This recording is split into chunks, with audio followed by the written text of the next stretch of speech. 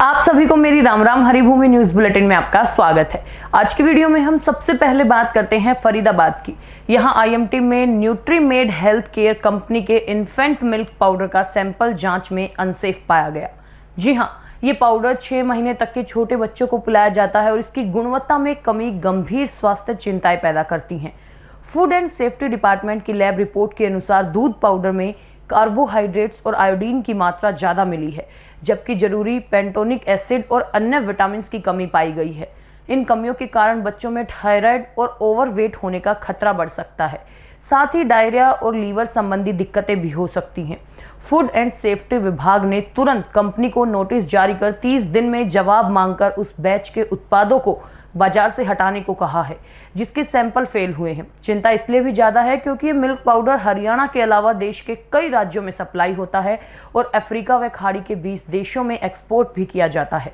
Company के मालिक TN Tiwari ने हालांकि इस रिपोर्ट को विदेशी कंपनियों की साजिश बताया है और दोबारा जांच करने की अपील की है।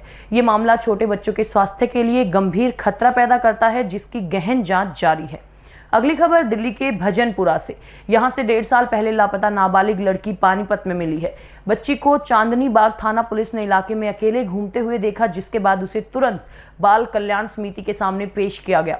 समिति के अध्यक्ष केदार दत्त कौशिक ने बताया कि बच्ची लगभग 1.5 साल पहले अपने घर से निकल गई थी, जिसकी गुमशुदगी की रिपोर्ट दिल्ली पुलिस ने दर्ज की थी और समिति ने बच्ची से गहन पूछताछ करने के बाद दिल्ली में उसके परिजनों का पता लगाया और उन्हें सभी आवश्यक दस्तावेजों के साथ तुरंत पानीपत बुलाया।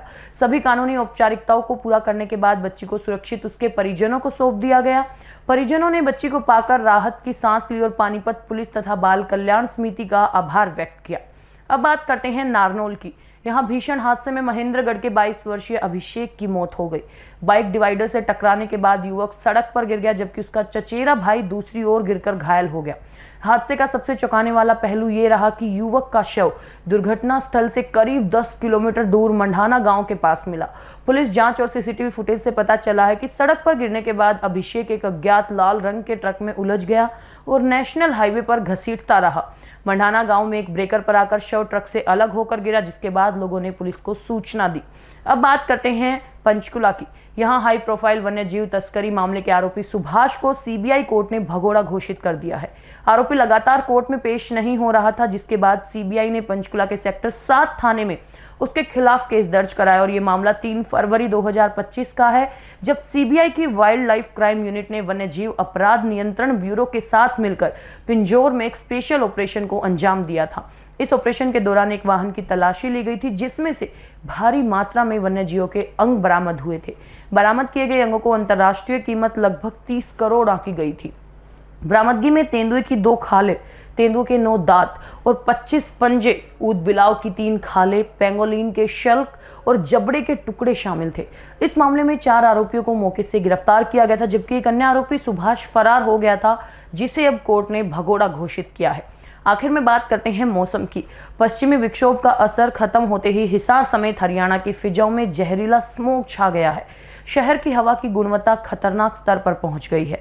हिसार में एयर क्वालिटी इंडेक्स यानी कि AQI 517 के पार पहुंच गया है, जिसके चलते लोग प्रदूषित हवा में सांस लेने को मजबूर हैं।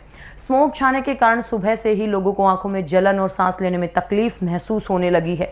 मौसम विभाग के अनुसार अगले 3 दिनों तक इस जहरीले स्मोक से राहत मिलने के आसार कम ही हैं। मौसम विभाग ने 28 से 30 अक्टूबर के बीच हरियाणा में बारिश की संभावना जताई थी, लेकिन बारिश नहीं हुई।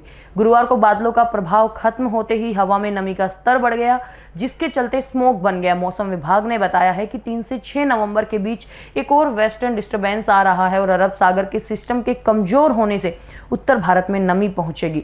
इसके प्रभाव से जम्मू कश्मीर, हिमाचल और उत्तराखंड में बर्फबारी की संभावना है, जबकि पंजाब और हरियाणा में कुछ हिस्सों में हल्की से मध्यम बारिश हो सकती है। हरियाणा के उत्तरी, मध्य, दक्षिणी और कुछ पश्चिमी विभागों में छिटपुट बारिश की संभावना है, जिससे प्रदूषण से थोड़ी राहत मिल सकती है। हरियाणा की ऐसी ही मुख्य खबरों से जुड़े रहने के लिए हमारे चैनल पर बने रहिए। वीडियो अगर पसंद आया हो तो उसे लाइक करें, शेयर करें, सब्सक्राइब करें। खबर को अगर विस्तार से जानना है तो हरिभूमि अखबार पढ़ें या फिर हरिभूमि वेबसाइट पर जाएं।